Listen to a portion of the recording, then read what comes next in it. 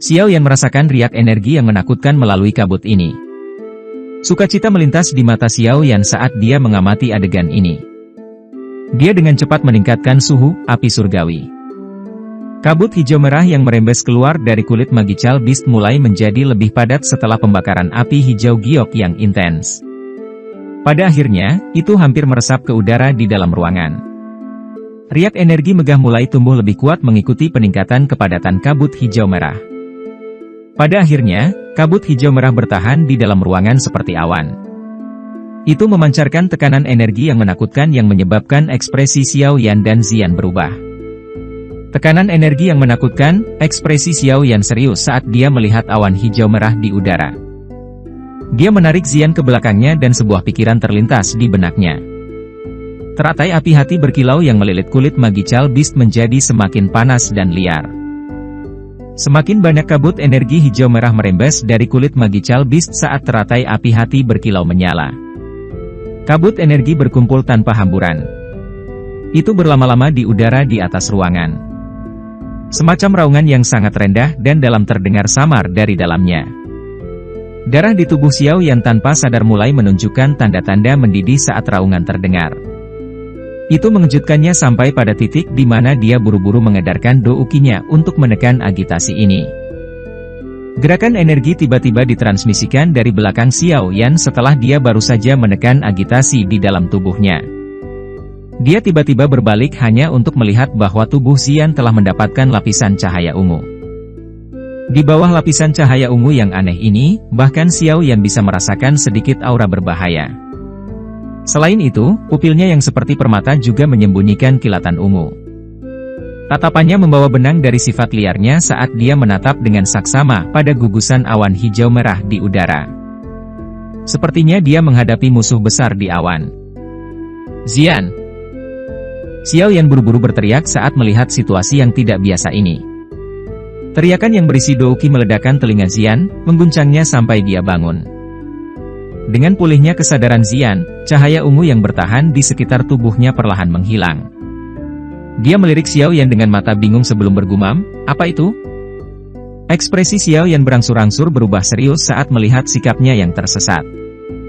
Di dalam hatinya, dia dengan jelas tahu bahwa mayat Magical Beast yang misterius ini jelas bukan hal yang biasa.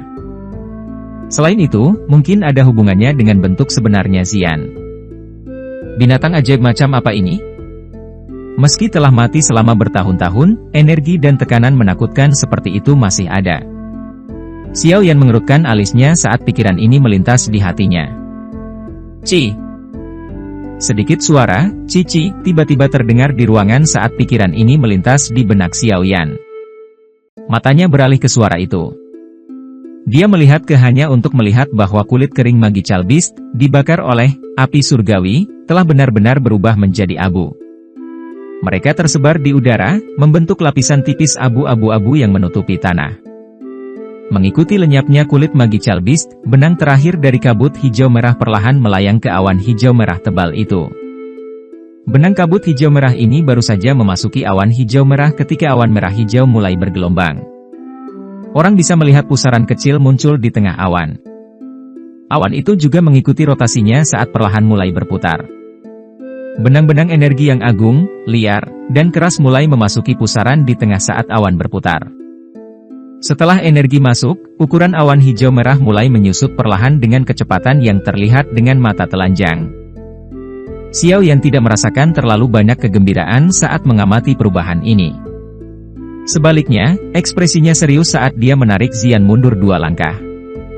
Douki di dalam tubuhnya mulai beredar dengan cepat, siap untuk menghadapi skenario mendadak.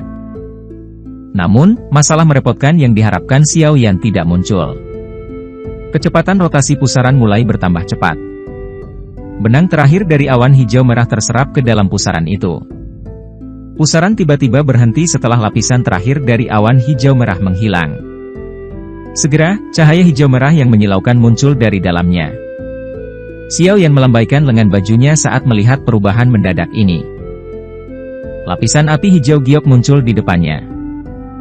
Dia menyipitkan matanya, dan memperhatikan tempat di mana cahaya yang kuat dipancarkan. Letusan cahaya intens hanya berlangsung sesaat sebelum perlahan menghilang. Mata Xiaoyan secara bertahap terbuka mengikuti hamburan benang terakhir cahaya, hanya untuk tatapannya tiba-tiba menegang.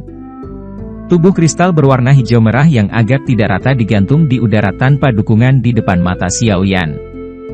Cahaya hijau merah samar dipancarkan saat berputar perlahan. Hanya energi cahaya yang meluap darinya menyebabkan ruang di sekitarnya menunjukkan beberapa tanda distorsi. Xiaoyan menatap tubuh kristal ini yang jelas mengandung energi yang sangat menakutkan. Dia menghirup udara dalam-dalam dan panas yang mengejutkan keluar dari matanya. Apakah ini monster core-nya? Xiaoyan dengan lembut menghirup udara saat dia mempelajari tubuh kristal hijau merah yang tergantung di udara. Itu lama kemudian sebelum dia menekan kegembiraan di hatinya. Tangannya sedikit melengkung dan kekuatan isap lembut muncul darinya. Monster core yang sedikit memancarkan fluktuasi energi yang menakutkan tidak menahan kekuatan lembut ini. Sebaliknya, itu dengan lancar bergegas turun dari atas sebelum tetap digantung di tempat yang berjarak 2 inci dari tangan Xiaoyan. Api hijau merah yang sedikit berkedip menerangi wajah Xiaoyan, memantulkan kilau yang luar biasa jahat. Xian tiba-tiba menarik lengan Xiaoyan tepat saat dia menjadi linglung karena monster core ini, tiba-tiba membangunkannya dari keadaan linglung. Xiaoyan, yang telah pulih, langsung mengalihkan pandangannya dari monster core hijau merah ini. Dia segera menghembuskan napas dalam-dalam. Syok melintas di matanya. Benda sialan ini dipenuhi dengan semacam keajaiban baik di dalam maupun di luar. Dia tidak tahu apa jenis binatang unik yang menakutkan itu sebelum dia mati. Dengan jentikan tangan Xiaoyan, sebuah kotak giok berwarna zamrud muncul di tangannya. Dia merasa sangat takut dengan monster core ini. Karenanya, Xiaoyan tidak berani sembarangan menyentuhnya secara acak. Dia menggunakan kekuatan lembut untuk membungkus monster core dengan hati-hati menariknya ke dalam kotak giok. Klik. Kotak giok ditutup dengan lembut, mengisolasi inti monster yang memancarkan pesona yang tidak biasa. Baru saat itulah Xiaoyan menenangkan hatinya. Tangannya bergerak dan kotak giok dengan hati-hati ditempatkan ke cincin penyimpanannya. Benda sialan ini. Xiaoyan selesai memasukkan kotak giok ke cincin penyimpanannya. Dia menyeka keringat dingin di dahinya. Dia tiba-tiba menemukan bahwa punggungnya basah kuyup karena keringat. Dia tanpa sadar mengutuk sambil merasakan ketakutan yang tersisa. Mayat ini, yang telah mati selama beberapa tahun yang tidak diketahui, telah mengubahnya menjadi kondisi yang menyedihkan dan tidak nyaman. Hal supernatural seperti itu adalah pertemuan pertama Xiaoyan selama bertahun-tahun. Di atas rasa takut yang tersisa, Xiaoyan tanpa sadar merasa sedikit beruntung dan gembira. Terlepas dari seberapa besar bahaya yang dia alami malam ini, hadiah ini setidaknya mampu menutupi semua rasa takut. Itu hanyalah mayat, namun itu benar-benar membuatmu takut sedemikian rupa. Betapa memalukan. Xian di sisinya menutup mulutnya dan tertawa saat melihat ekspresi Xiaoyan.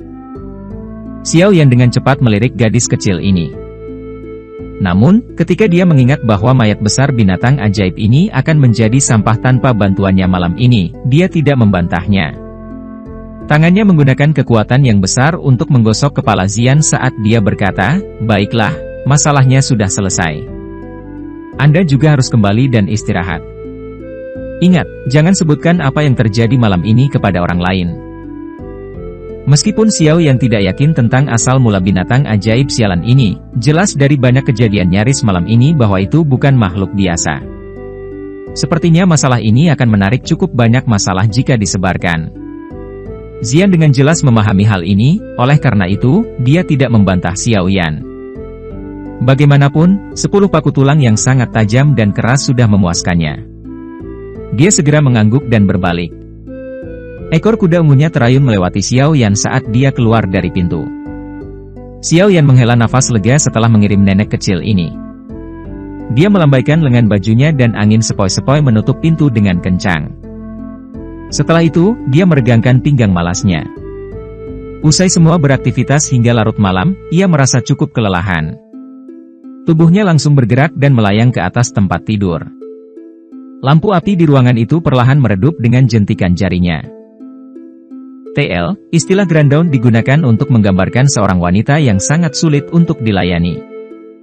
Malam bahaya berlalu dengan damai ini. Meskipun prosesnya berisiko, Xiao Yan bisa mendapatkan hadiah yang sangat kaya. Bergerak. Pintu yang tertutup rapat perlahan dibuka keesokan harinya. Xiao Yan perlahan keluar. Matanya yang menyipit melirik matahari di langit yang memancarkan sinar matahari yang hangat, menyebabkan dia tanpa sadar tersenyum.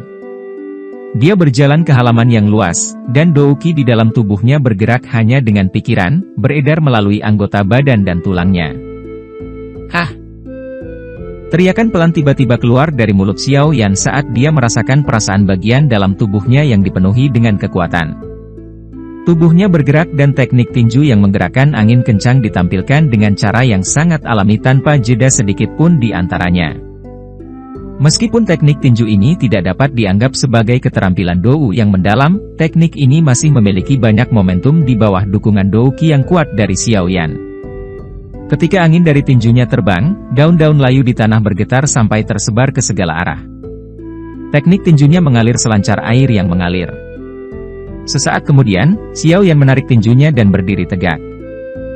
Dia tidak tahu apakah itu karena dia telah menyerap sedikit energi liar dan kekerasan dari darah hijau merah kemarin, tapi dia merasa bahwa kekuatan yang dia keluarkan dengan tinjunya lebih kuat dibandingkan dengan masa lalu.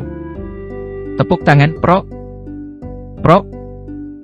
Suara tepuk tangan tiba-tiba terdengar setelah Xiao Yan menarik tinjunya. Segera, sebuah tawa menyusul, Douqi yang sangat kuat.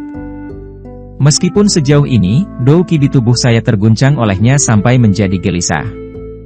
Seorang ahli Dou Huang benar-benar memenuhi reputasinya. Tatapan Xiao Yan mencari sumber suara tepuk tangan. Dia melihat ke atas setelah menemukannya hanya untuk melihat bahwa Xiao Li tanpa sadar berdiri di dekat pintu masuk ke halaman sambil tersenyum. Dia melihat Xiao Yan saat dia bertepuk tangan. Kakak kedua. Xiao Yan tersenyum dan memanggil Xiao Li. Merasakan betapa kuatnya Douqi Anda, saya pikir kekuatan Anda tidak hanya pada tahap awal kelas Dou Huang, kan? Xiao Li tersenyum saat dia berjalan mendekat dan bertanya dengan beberapa ketidakpastian. Dia juga telah bertemu dengan beberapa ahli pada tahap awal kelas Dou Huang. Namun, Douqi pihak lain tidak akan menyebabkan Douqi dirangsang dengan cara ini. Aku harus dianggap sebagai Dou Huang bintang 4. Xiao Yan sembarangan tersenyum saat menjawab. Dia tidak menyembunyikan apapun di hadapan Xiao Li. Tentu saja, dia mungkin bintang 4 Dou Huang di permukaan, tetapi kekuatan tempur sejatinya sebanding dengan seseorang di puncak kelas Dou Huang. Jika dia menampilkan beberapa kartu trufnya, dia bahkan akan memiliki kemampuan untuk melawan seorang elit Dou Zong. Satu-satunya kelemahan adalah bahwa setiap kali dia bertemu dengan seorang elit Dou Zong, dia harus mempertaruhkan nyawanya. Meskipun Xiao Li sudah siap, wajahnya masih tanpa sadar menunjukkan ekspresi tercengang saat mendengar jawaban Xiao Yan. Dia tersenyum pahit, menggelengkan kepalanya dan mendesah, kecepatan latihanmu benar-benar bisa mempermalukan orang lain sampai mati. Kakak kedua saat ini berada di puncak kelas Dou Huang, bukan? Kecepatan latihan Anda juga cukup cepat. Selama Anda bisa menerobos ke Dou Huang di waktu yang tersisa, pil pemakan kehidupan bisa dianggap telah diatasi. Tatapan Xiao Yan menyapu Xiao Li. Dengan penglihatannya saat ini, dia secara alami dapat mengatakan bahwa yang terakhir sudah berada di puncak kelas Dou Huang. Hanya ada selisih garis ke kelas Dou Huang. Ya, tapi itu semua berkat menara pemurnian Ki Langit yang berkobar di dalam Akademi Dalam. Saya sering naik ke level paling bawah untuk berlatih selama 2 tahun ini. Di sana kecepatan latihan saya jauh lebih cepat jika dibandingkan dengan di luar. Sayangnya, hati api telah habis. Xiao Li tak berdaya menjelaskan. Xiao Yan merasa sedikit malu saat mendengar ini. Sepertinya kali ini, dia perlu memikirkan metode yang kekal. Kalau tidak, mustahil baginya untuk kembali ke Akademi Dalam untuk mengisi kembali nyala api hati semua orang 1 hingga 2 tahun. Lagi pula, siapa yang bisa mengantisipasi apakah dia akan membutuhkan beberapa tahun lagi di retret berikutnya? Bukannya hal seperti itu terjadi untuk pertama kalinya. Tampaknya api hati memang memberikan peningkatan yang cukup besar untuk kecepatan pelatihan saudara kedua. Xiao Yan mengusap dagu bawahnya dan tiba-tiba merenung. Ini memang berguna. Namun, itu hanya kasus di tingkat terendah dari menara penyulingan Ki Langit yang berkobar. Jika sedikit lebih tinggi, tidak akan banyak pengaruhnya. Xiao Li mengangguk saat dia menjawab. Kakak kedua tidak perlu pergi dan berlatih di sana di masa depan. Xiao Yan merenung sejenak sebelum tiba-tiba menyeringai. Dia segera menjentikan jarinya di depan tatapan Xiao Li yang tidak pasti. Api yang tak terlihat melingkar dan naik di jarinya. Nyala api yang tak terlihat itu seperti ular panjang kecil yang bertahan di jari Xiao Yan. Itu segera melesat keluar dari ujung jari Xiao Yan untuk ditekan dengan lembut ke kulit di luar hati Xiao Li. Ci! Suhu panas dipancarkan. Pakaian di dada Xiao Li berubah menjadi bubuk. Nyala api yang tak terlihat membuat kontak dengan tubuh Xiao Li dan segera mengeluarkan suara, cici. Tubuhnya tiba-tiba menegang. Tetesan keringat seukuran kacang dengan cepat mengalir di dahinya. Namun, dia tidak menolak sedikit pun. Sebagai gantinya, dia dengan erat mengepalkan tinjunya dan dengan paksa menahan rasa sakit yang membakar. Dia tahu bahwa Xiao Yan pasti tidak akan melakukan sesuatu yang tidak menguntungkannya. Nyala api yang tak terlihat tetap sesaat sebelum secara aneh melewati kulit Xiao Li dan memasuki tubuhnya. Setelah api tak terlihat memasuki tubuhnya, gambar api muncul di kulit tempat jantung Xiao Li berada. Tubuh Xiao Li mengendur mengikuti kemunculan gambar api. Dia menyeka keringat dari dahinya, dan mempelajari gambar api di dadanya sebelum berbicara dengan senyum pahit, "Adik ketiga, apa yang kamu lakukan?" Ekspresi Xiao Yan agak pucat. Dia tersenyum pada Xiao Li dan berkata, "Ini adalah biji api yang telah aku tempatkan di tubuhmu menggunakan api hati jatuh. Jika Anda menggunakan Douki untuk mengaktifkannya saat berlatih di masa depan, Anda akan bisa mendapatkan efek yang lebih besar daripada di bagian bawah, menara pemurnian ki langit yang berkobar. Apalagi menurut ekspektasi saya, benih nyala hati ini harus dipertahankan selama 1 hingga 2 tahun. Selama waktu itu, kemungkinan Anda akan menerobos ke kelas Dou Huang. Pada saat itu, efek biji api dari peningkatan kecepatan latihan Anda akan sangat melemah. Oleh karena itu, menghilangnya itu tidak masalah." Xiao Yan tahu bahwa pil pemakan kehidupan dalam tubuh Xiao Li belum sepenuhnya diatasi. Jika dia tidak dapat melakukan terobosan ke kelas Dou Huang dalam waktu yang ditentukan, hidupnya akan berakhir.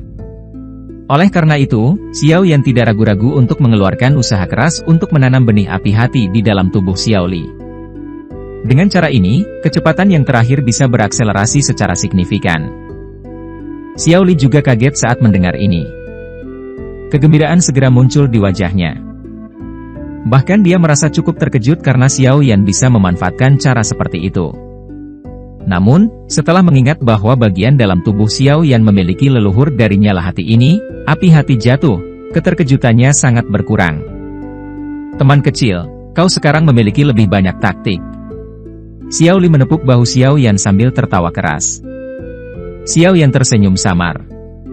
Dia baru saja akan berbicara ketika tetua, gerbang Xiao, tiba-tiba memasuki halaman. Dia buru-buru melaporkan dengan suara hormat ketika dia melihat mereka berdua, 2 kepala suku. Penatua pertama Sukian meminta kalian berdua untuk bergegas ke halaman depan. Dia berkata bahwa Old Yingshan akan meninggalkan kota. Mata Xiao Yan sedikit menyusut saat dia mendengar kata-kata ini. Dia bergumam, akhirnya, dia bersedia meninggalkan kota.